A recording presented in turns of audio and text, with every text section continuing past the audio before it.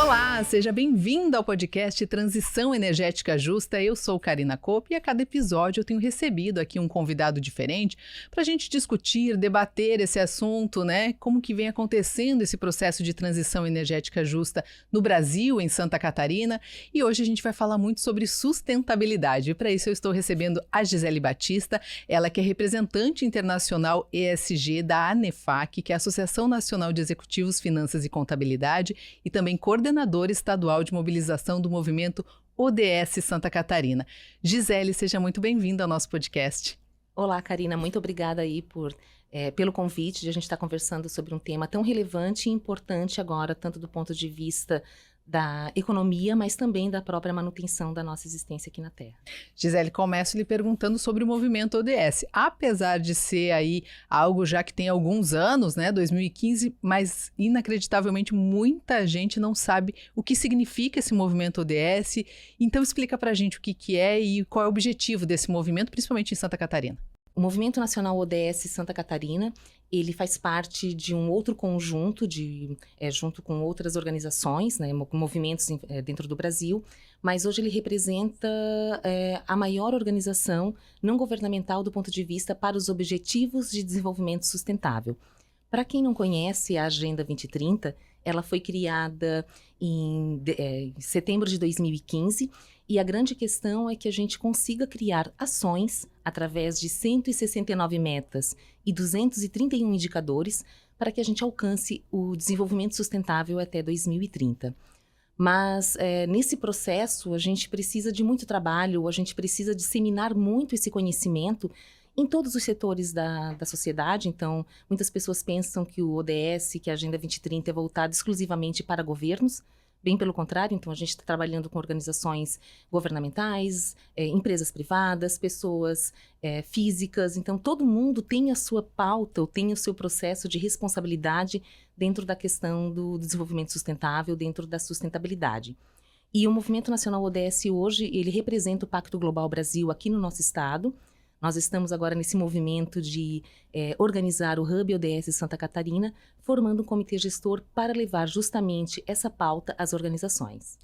Então, só para as pessoas entenderem, foram criados 17 pontos, 17 ODSs. O Brasil criou mais um, criou o 18º, que são coisas diferentes que se planeja aí, né, dentro desses 17, né? Cita alguns aí, só para as pessoas entenderem um pouquinho. Perfeito. Os 17 ODSs, na verdade, eles mostram pontos sensíveis da nossa sociedade hoje, seja da questão ambiental, seja da questão econômica ou social. Então, por exemplo, a gente tem o ODS 1, que é a erradicação da pobreza. A gente não consegue ter sustentabilidade se a gente tem ainda pessoas passando fome. Então, entra pautas como questão de gênero, desigualdade social, energias limpas e renováveis, água e saneamento, mudanças climáticas. São 17 pautas importantes que mostram o norte, de novo, seja para empresas ou governos ou pessoas físicas, para que a gente consiga realmente colocar em prática ações que estejam com essa lupa ou com essa lanterna voltada para a questão da sustentabilidade. O 18º ODS que foi criado no Brasil, ele é exclusivo para o Brasil, então a Organização Nacional, né, das Nações Unidas tem os 17 ODSs, mas o nosso 18º ele é muito voltado para a questão da igualdade racial e étnica também, etnia, que é muito importante, que a gente tem que ter isso dentro das nossas pautas e que a gente tem que trazer essa diversidade, essa riqueza de cultura que é tão forte aqui dentro do nosso país. Não podemos pensar em sustentabilidade de maneira setorizada, com os mesmos grupos ou com as mesmas pessoas falando sobre as mesmas coisas. A gente precisa ampliar até para que a gente consiga ter mais olhares em como a gente pode mobilizar a sociedade para que todos, juntos, cheguem até lá, em 2023, rumo à questão da sustentabilidade. Pois é, mas aí a gente já são quase 10 anos, né? O que a gente viu avançar desses 18 pontos no Brasil, considerando os do Brasil, quais aí você viu de fato a gente sair do papel e começar a ver ações acontecerem? Então, Karina, sim, a gente teve nesses últimos anos grandes problemas, né? Então, tanto do ponto de vista de pandemia, foi um recorte muito ruim para a sociedade e um retrocesso em muitos aspectos também. Mas a gente também não teve muitos financiamentos ou implantações de políticas públicas para que a gente conseguisse realmente alcançar as metas as 169 metas dos 17 ODS. O último relatório da ONU, ele trouxe a nível global que a gente tem menos de 17% de todas essas 169 metas sendo alcançadas, ou que estão no caminho certo para serem alcançadas até 2030. Quando a gente traz esse recorte para o Brasil, nós temos apenas 2 ODS no caminho que estão mais avançados. A gente tem o ODS 7, que corresponde a energias limpas e renováveis. Então, a nossa própria matriz energética voltada mais para a questão de hidrelétricas, energia eólica e solar, isso acabou contribuindo um pouco, né, décadas para cá, que a gente conseguisse avançar dentro dessas metas. E o outro ODS que nós temos, que a gente consegue fazer muito bem, que o brasileiro é ótimo nisso, que é a questão de parcerias. Então, o ODS 17 traz muito isso, e o Brasil tem essa característica de articulação, tanto que na pauta global sobre sustentabilidade, o Brasil acaba, em alguns momentos, se sobressaindo em função desse grande poder de articulação que a gente tem. Mas, de uma maneira muito básica, nós não estamos fazendo a nossa lição de casa. Seja do ponto de vista de governo, seja do ponto de vista de empresas, e também nós, enquanto cidadãos, a gente não está caminhando para que o nosso consumo e a nossa produção seja mais sustentável. E aí a gente não pode deixar de falar da questão climática, né, Gisele? A gente viu esse ano o Rio Grande do Sul sofrer muito, a gente viu secas extremas, né? Então a gente está tendo aí problemas no clima que preocupam muito, né? E vão impactando, né? E irradiando para outras coisas, questões econômicas, desenvolvimento. Como você está vendo tudo isso acontecer? Você trouxe o caso do Rio Grande do Sul, ele vai ser um marco na nossa história. Com certeza. Tanto do ponto de vista aqui do Brasil, ok, né, e nós muito próximos aqui ao Rio Grande do Sul, vivenciamos muito isso, né, próximos, mas do ponto de vista de planeta também. O que aconteceu no Rio Grande do Sul foi uma catástrofe. E não foi uma catástrofe ambiental, foi um problema antrópico, social. Nós, sociedade humana, através do nosso poder de consumo, do nosso modo de produção, a gente acabou provocando o que aconteceu no Rio Grande do Sul, que foi um desequilíbrio enorme em relação à questão de distribuição de águas. Choveu demais num único ponto durante muito tempo. E aí a gente teve esses grandes impactos, ou o que a gente pode chamar que o Estado praticamente colapsou. Nós entramos em problemas com a questão de agricultura, teve problema com indústria, as cidades foram afetadas, infraestruturas. Então, se a gente olhar para o Rio Grande do Sul, é até muito ruim dizer, é um case didático. A gente olha o que pode acontecer com outros espaços, e aconteceu. Na Espanha, a gente teve recentemente chuvas muito próximas ao que aconteceu com o Rio Grande do Sul. E a gente está falando de problemas que muito se ouviu, mas pouco se tem presenciado, e talvez seja mais latente agora, porque os eventos extremos eles serão mais intensos e mais frequentes, que é a questão da justiça climática. Não necessariamente quem polui mais é quem sofrerá mais essas consequências. Então, as pessoas do Rio Grande do Sul não necessariamente foram as grandes causadoras deste problema. Quando a gente fala em sociedade, sim, o nosso modo de produção, a maneira como nós estamos extraindo os recursos da natureza, ou devolvendo esses recursos em forma de resíduos, isso é um problema da sociedade como um todo. E aí a gente vai caminhar cada vez mais neste processo para problemas econômicos. É meio doído para quem vem da área da sustentabilidade ter que falar sobre números quando a gente está falando sobre vidas. Mas talvez seja um ponto que acabe sensibilizando outros setores, ou setores extremamente importantes, e aí eu chamo aqui para a mesa, né? Governos e empresas são agentes extremamente importantes para que dê conta dessas coisas. O governo criando políticas públicas ou legislações, ou mostrando qual é o norte, e as empresas, sim, dentro do seu escopo, dentro do seu processo, fazendo algo de positivo para que impulsione uma nova economia ou de uma outra forma. O Fórum Econômico Mundial, ele coloca que se a gente continuar caminhando nesse processo de aquecimento das temperaturas, a gente vai chegar em torno de 3,2 graus Celsius até 2050, e isso vai ter uma diminuição do PIB mundial em 18%. Nossa, é muita coisa. É muita coisa. Muita gente vai ser impactada, negócios serão impactados, países inteiros serão impactados, setores serão impactados, como, por exemplo, a questão da agricultura, né? Nós já gastamos, ainda segundo o Fórum Econômico Mundial, cerca de 2 trilhões de dólares desde 2014 com eventos extremos.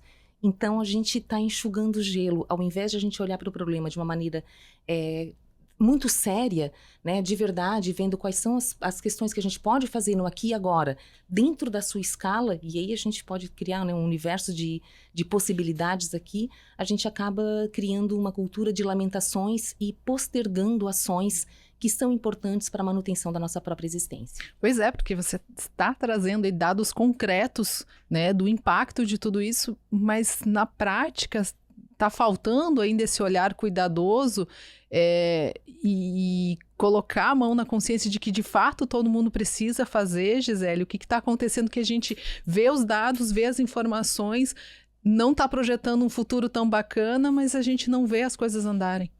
Nós estamos na década da ação, mas ainda estamos parece em estado de letargia. A gente está querendo ver até que ponto vai mais um pouco, esticando esse elástico da sustentabilidade para ver se realmente a coisa vai acontecer. E aqui é um risco muito grande, e aí eu vou falar de business agora, como negócios realmente, porque se a gente não levar em conta a questão climática, né, o ODS 13, que é a questão das mudanças climáticas, a gente não vai conseguir realmente ter a manutenção dos negócios. E aqui eu queria abrir para 2 aspectos para que a gente pudesse olhar sobre isso. Do ponto de vista financeiro, então, os riscos climáticos, eles precisam entrar nas planilhas financeiras dos negócios, porque esses negócios serão impactados. Se o seu negócio utiliza água, por exemplo, para o seu processo, fique atento, porque nós vivemos épocas de estresse hídrico, ou seja, pode chover demais ou pode chover de menos, e isso vai impactar diretamente o seu processo. Ou outros insumos que nós dependemos muito da natureza e dos serviços ecossistêmicos, né? Então, realmente isso é um ponto muito importante. E as empresas, as organizações precisam se atentar a isso.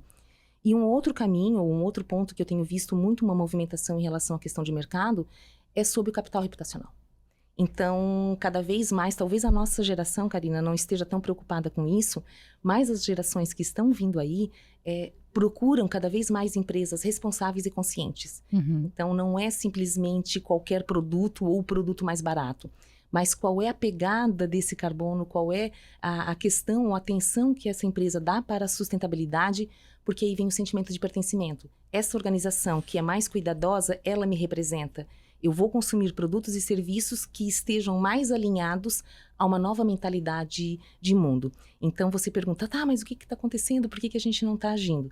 Existem uma série de fatores em relação a isso, mas um ponto que talvez seja importante a gente atentar é que não vai se criar mais negócios da maneira como a gente fazia antes. E aí eu chamo de novo para a pauta a questão do Rio Grande do Sul. Foi muito rápido, foi muito intenso e foi avassalador. Então, a gente tem que construir negócios olhando com a lanterna para frente, a lanterna da sustentabilidade, e não com o espelho retrovisor, achando que o que funcionou até agora vai dar, né, continuidade que vem aqui para frente. Até porque Santa Catarina, o Brasil, é um país muito exportador, né? E se quem compra da gente começar a cobrar que a gente tenha aí um processo industrial mais sustentável, vai ter que se adequar de qualquer forma, senão, como você disse, vai impactar nesses negócios, né? Com certeza. Inclusive, a gente já tem hoje setores como o agronegócio para café, carne e soja. A União Europeia exige que sejam apresentados dados, aí a gente chama aqui de ESG, né, que são práticas ambientais, sociais de governança, traduzindo da sigla para o inglês, que as empresas colocam e que mostrando essa responsabilidade em relação à questão do planeta, né, então, e com a sociedade como um todo. E agora, mais recentemente, o acordo que está sendo firmado entre Mercosul e União Europeia vai abrir várias possibilidades de negócios, isso é super bacana, mas também existirá uma contrapartida. Empresas que necessitam ou que querem buscar esse mercado, elas precisam estar mais atentas a essas questões. Então, como é que eu vou colocar práticas ambientais e sociais e de governança, né, ética, transparência, para que eu consiga fazer negócios no mundo todo, respeitando tanto as pessoas quanto o planeta. Um ponto que eu acho que é super bacana, que quase ninguém percebe, é que o planeta é um stakeholder. A gente se preocupa tanto em mapear os stakeholders, então os fornecedores, os acionistas, né, os meus colaboradores, consumidores diretos, indiretos, mas e o planeta? Até agora, as empresas acabavam colocando as suas externalidades, ou seja, os seus impactos, deixando para a sociedade, né, e abandonando isso, seguindo estritamente o que estava na legislação ambiental. Legislação ambiental, cumprir a legislação ambiental, né, o trabalhista, o social, não é ESG. Não é sustentabilidade, é a sua obrigação, é o mínimo que você tem que fazer. Quando a gente fala em regeneração do planeta, ou de novo, o que a gente precisa fazer para mudar toda essa perspectiva? A gente tem que ampliar esse escopo. E aí eu trago os objetivos de desenvolvimento sustentável para a mesa, e aí ele mostra quais são os caminhos, o que eu tenho que fazer, por onde começar. Eu preciso pegar os 17 ODS? Não, agora 18, né? Escolha um que seja um norteador. E a partir daquele ali, certamente vai ter impacto em outras ações ou outras metas, e você vai estar cumprindo outros ODS juntos. Então, vem muito do ponto de vista de uma nova gestão, ou de uma nova liderança que precisa surgir para que a gente consiga enxergar toda essa complexidade que hoje o mundo, né, apresenta para a gente, e essas crises que são extremamente graves, reais, ok? Então, tudo que a gente está falando aqui é com base em dados, em estudos, e que elas vão acabar impulsionando outros problemas também. Você comentou no início da nossa conversa sobre o Hub, que o movimento ODS vai começar a desenvolver. A ideia é justamente isso, pegar essas empresas pelas mãos e começar a mostrar caminhos, porque talvez elas não saibam por onde começar, e talvez a ideia seja essa. Então vamos começar a juntar e nos fortalecer para essas mudanças de fato acontecerem? Sim, na verdade, muitas empresas já fazem muitas coisas boas. E nós temos muitos exemplos de empresas sensacionais que fazem realmente além daquela conta porque realmente se importam, né? Então, o que a gente precisa hoje é ganhar escala. Eu preciso mostrar esses cases, eu preciso mostrar que é possível a gente trabalhar com sustentabilidade e ganhar dinheiro junto. Então, não é ou, né? É sustentabilidade e desenvolvimento socioeconômico. É tudo junto. E essas empresas que a gente está convidando para participar do nosso grupo gestor do Hub ODS aqui dentro do nosso estado, elas já possuem muitas coisas legais. E a ideia é que a gente consiga transformar isso numa grande vitrine, inspirando outras organizações também. Porque quando a gente fala em legislação, ou quando a gente traz, né, por exemplo, de novo, a questão do Mercosul, talvez eu não esteja necessariamente envolvida num processo de exportação para me adequar a essas legislações que virão pela frente. Mas eu forneço produtos para uma outra. E aí é nessa cadeia de valor que eu preciso adequar o meu pedaço que para atender aquela demanda ou aquele requisito, e que assim vai ganhando escala. Então, é importante que a gente consiga organizar e, principalmente, disseminar uma nova mentalidade para as nossas lideranças, para os nossos gestores, mostrando que sustentabilidade não é se sobrar o lucro. Bem pelo contrário, eu preciso trazer isso por uma pauta estratégica diante do que a gente tem hoje de grandes problemas econômicos e sociais no nosso planeta. Porque parece aqui que a gente está falando das grandes empresas. Mas não, né? Envolve todos os tipos de negócios, né? Porque, como você disse, é a cadeia.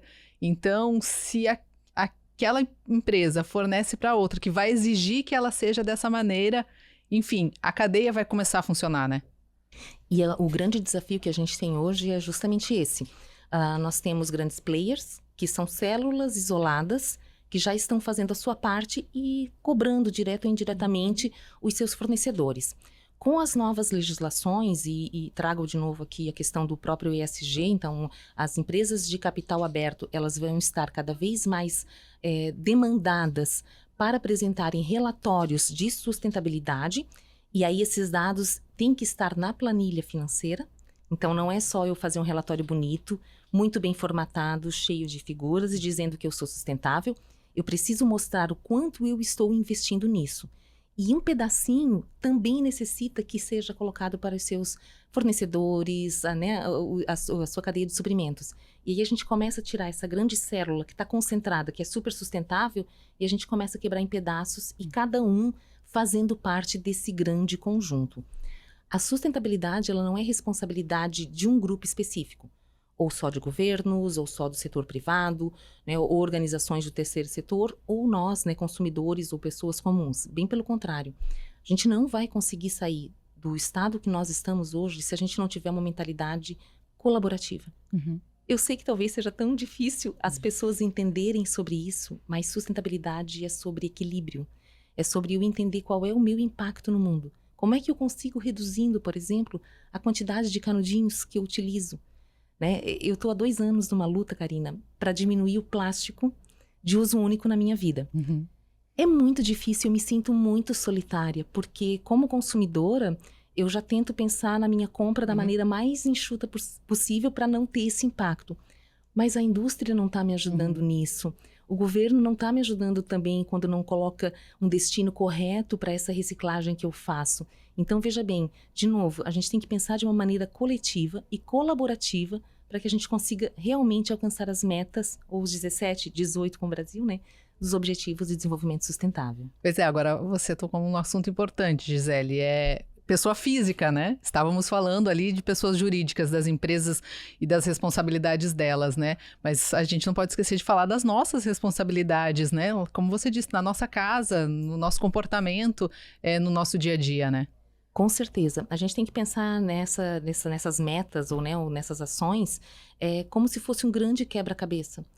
Eu posso sim cobrar da indústria que me dê produtos mais sustentáveis. E ela, por sua vez, vai ter que ter um maquinário que emita menos emissões, ou que seja, utilize menos os recursos, ou que os produtos sejam mais circulares. Então, eu não tiro o recurso da natureza, utilizo aquele produto ou serviço, e depois descarto e vira um resíduo. Não, ele vai ter que virar um novo insumo para um novo ciclo, seja do próprio produto ou por terceiros. Então, esse é um processo que tem que acontecer. Mas as empresas são formadas por pessoas, ok? Então, eu não tenho verba para trocar todo o meu maquinário e ser net zero, por exemplo, reduzir o meu impacto de emissões de gases de efeito estufa. Mas o que você está fazendo com os seus colaboradores? Você consegue, por exemplo, trabalhar com carona solidária? Você consegue fazer um trabalho híbrido, porque diminui muito questão de trânsito, questão de queima de combustíveis fósseis. A gente tem muitas alternativas que aí entra muitas relações humanas. Eu confio em você realmente para que eu consiga trabalhar com esse problema maior. A gente não está vendo a sustentabilidade como um problema maior. A gente não está vendo a sustentabilidade como um problema nosso. A gente não se enxerga enquanto natureza. Aqui nesse ambiente agora, o que você vê de natureza? Papel vem da natureza.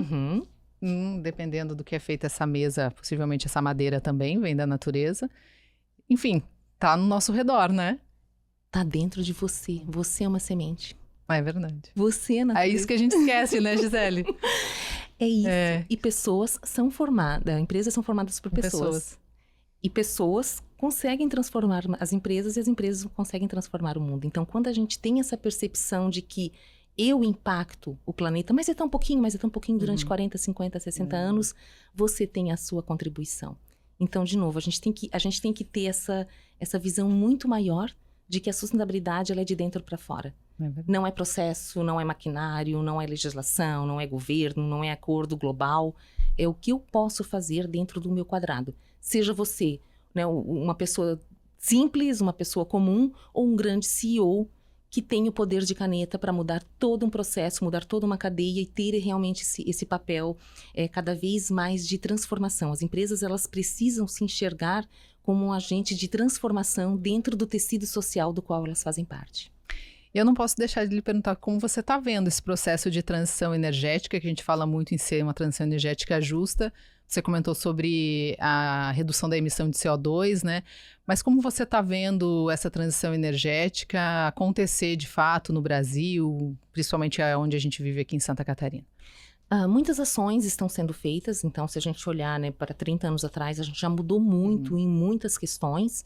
E estamos numa época de transição, realmente. Então, a gente saindo de uma economia marrom e buscando alternativas para economias, uma economia mais verde, mais sustentável, mais tecnologia, mais inovabilidade, que são inovações voltadas para a questão da sustentabilidade. Mas a pergunta é, a gente vai ter tempo para isso?